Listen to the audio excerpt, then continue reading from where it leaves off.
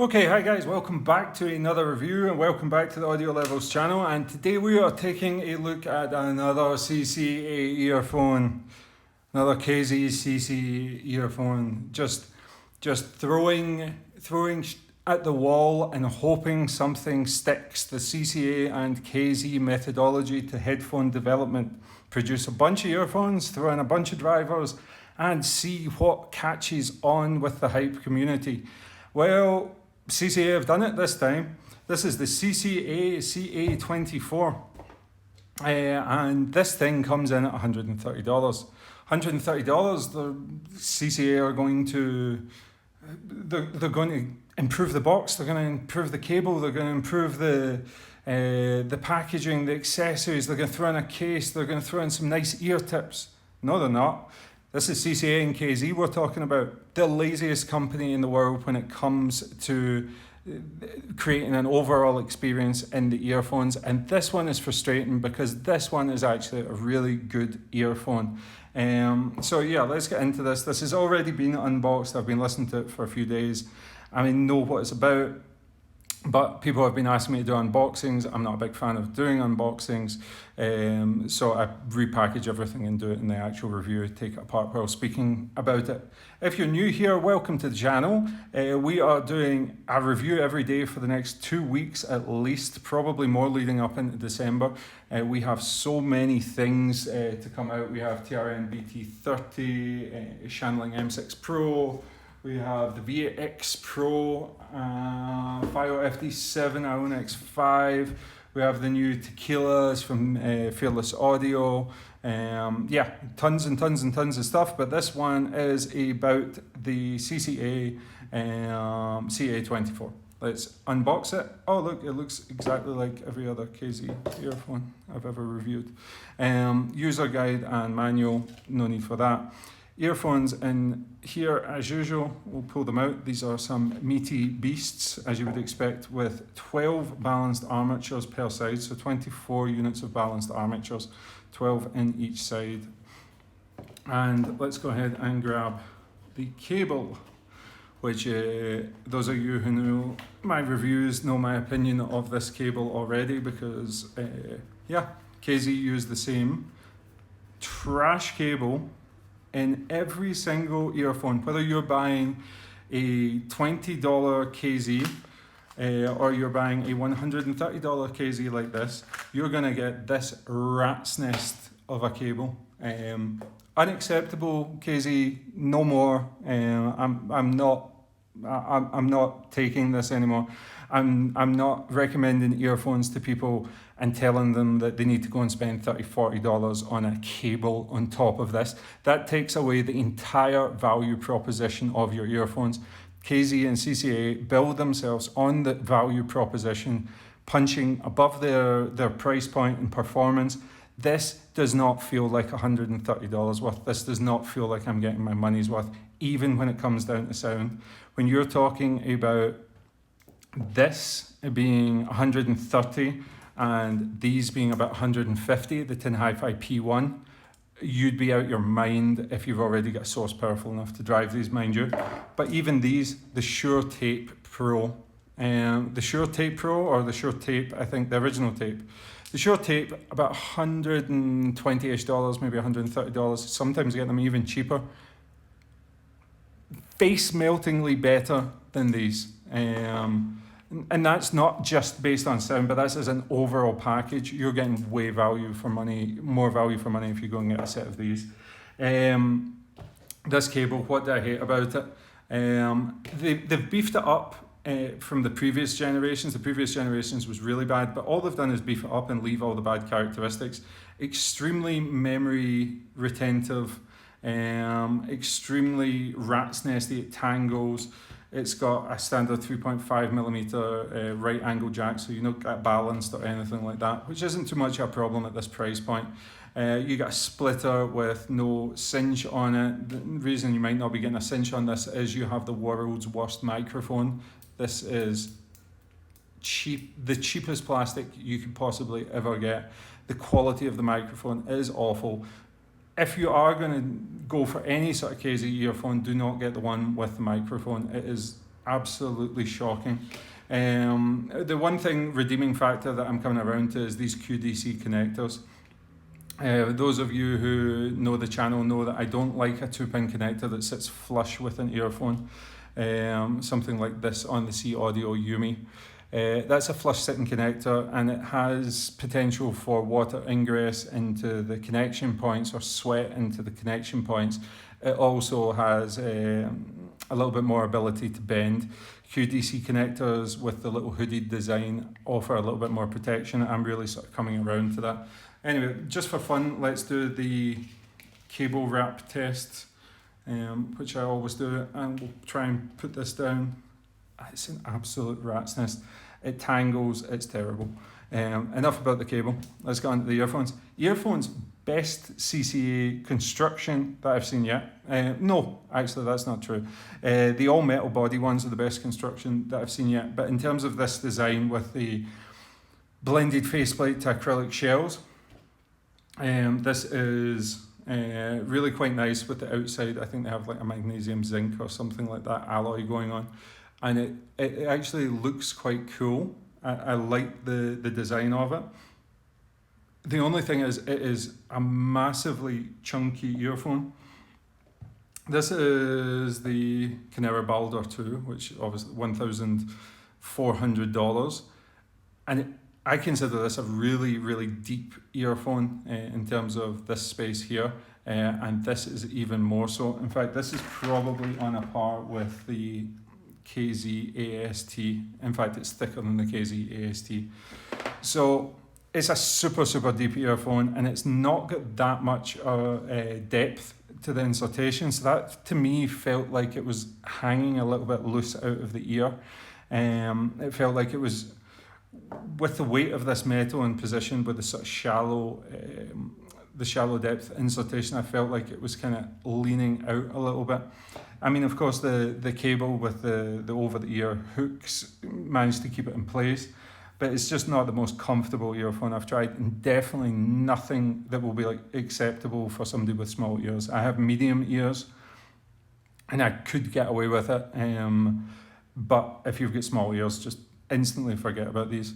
On the inside, you can see the pretty crazy 12 balanced armature configuration, which I like.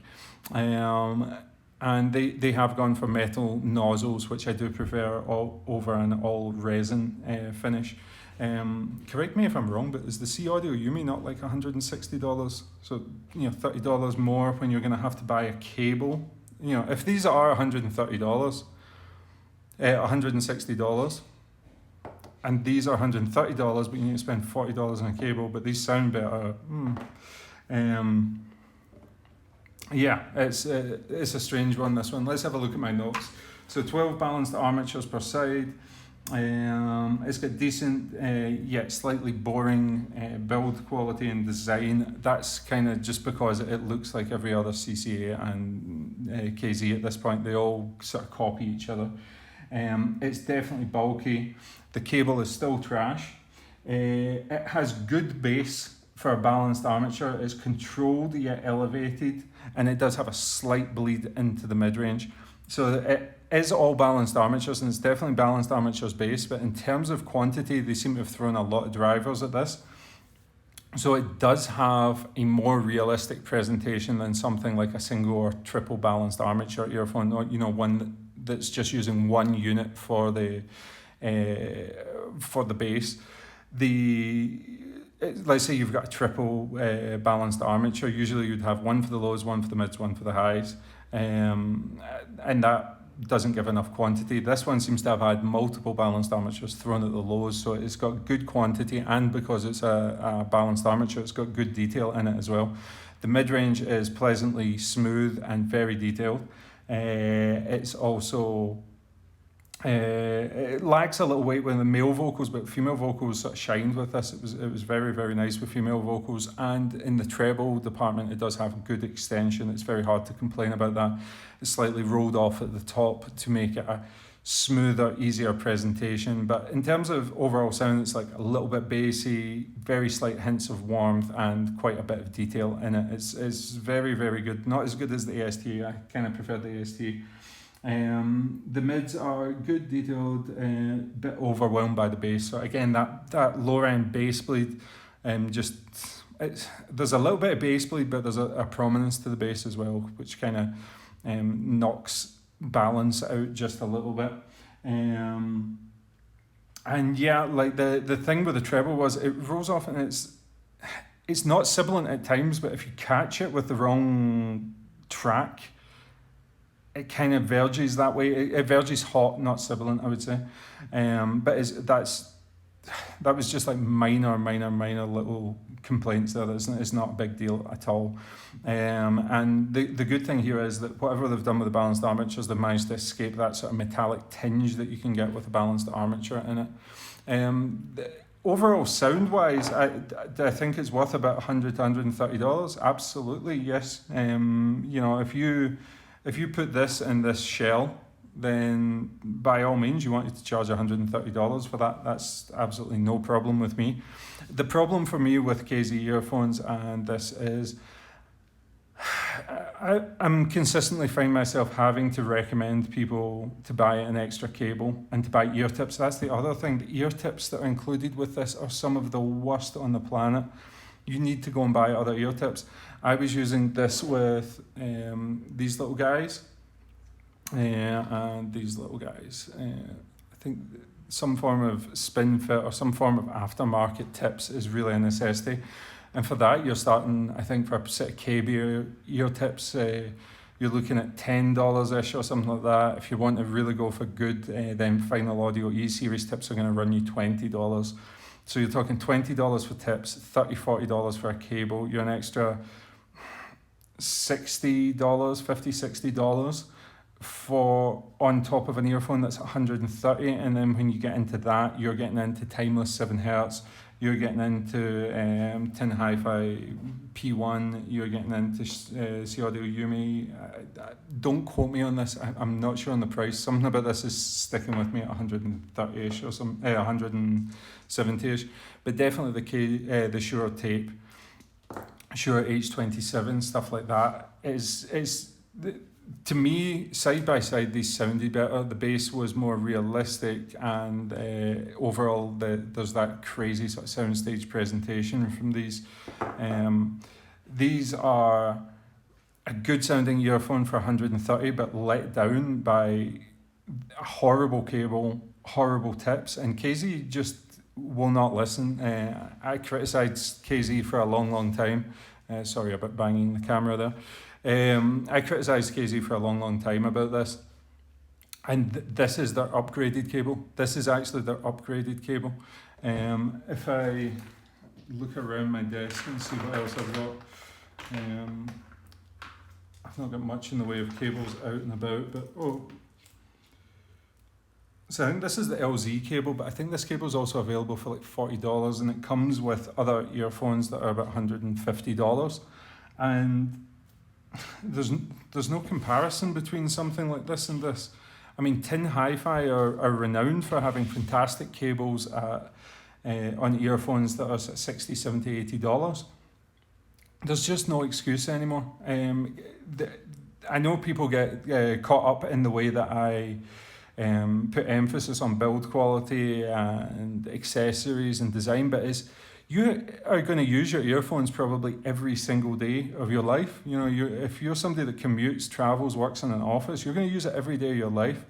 And it should be a joy to pick up and use it. Like, look at this little combination here. Hi-Fi Blue, this is with the Nice Hick cable and the Kinera Scald. This is a joy to pick up and use. This, you want to pick up and use this. There's no fiddling about with the cable, trying to get it to sit right. Having to untangle it every time I take it out of a bag or out of pocket. Similarly with the size, you know, how much discomfort are you willing to put up with for good sound quality? The Tin Hi-Fi P1 are minuscule, for example, in comparison. Very, very comfortable earphone to wear, decent cable out the box, and I believe that there's a new version of this coming out. I just think that it is important, this stuff. It's not all about the sound quality. Sound quality plays a big role for me, 80 to 90% of why I would use an earphone. But the other 10% is how much I enjoy, want to pick it up, use it, like the aesthetics, things like that. Aesthetics are important, build quality is important to me, how durable it's going to be, how easy the cable is going to be to use. So I'm sorry that I get stuck up on these sort of things, but to me, it's not just all about sound quality. It's about an overall package. Sound quality is definitely the king, but there's only a limit to how much I'm going to put up with in search of that sound quality. And as I say, to bring these up to standards, to a sort of usable level, I'm going to have to invest that $30, $40 in a cable, and I'm going to have to invest $10 to $20 in a set of ear tips. And when you do that, these are just not worth the value proposition. And it's a shame, because KZ and CCA are really starting to get their act together in terms of tuning. So they really need to address this stuff. This was fine on $50, $60 earphones. I would maybe start to forgive it. But yeah, when it comes down to this, I'm just not going to let it slide anymore. Anyway, sorry for that review. Basically, I'm going to timestamp this anyway and just say don't recommend, so that you don't have to watch all of this. Yeah, lots of reviews coming up, and lots of comparisons. Lots and lots of comparisons. We're going $1,000 headphone shootout coming out.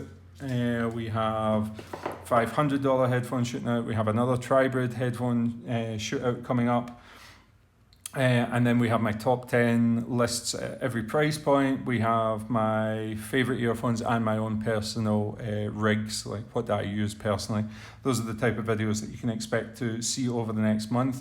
As always, links to all this nonsense is down in the description. And please remember to subscribe, because we're giving away the $100 Linshole voucher in October and November. And then we're giving away something a little bit crazy in December. So that's it for another review. Sorry this one wasn't too positive, but yeah, this happens sometimes in a year of awesome headphones. There's going to be a few ones that really tick the box, and tick the box in terms of irritating me, and this one just irritated me today. So thanks very much for watching. I'll see you in the next video. Peace.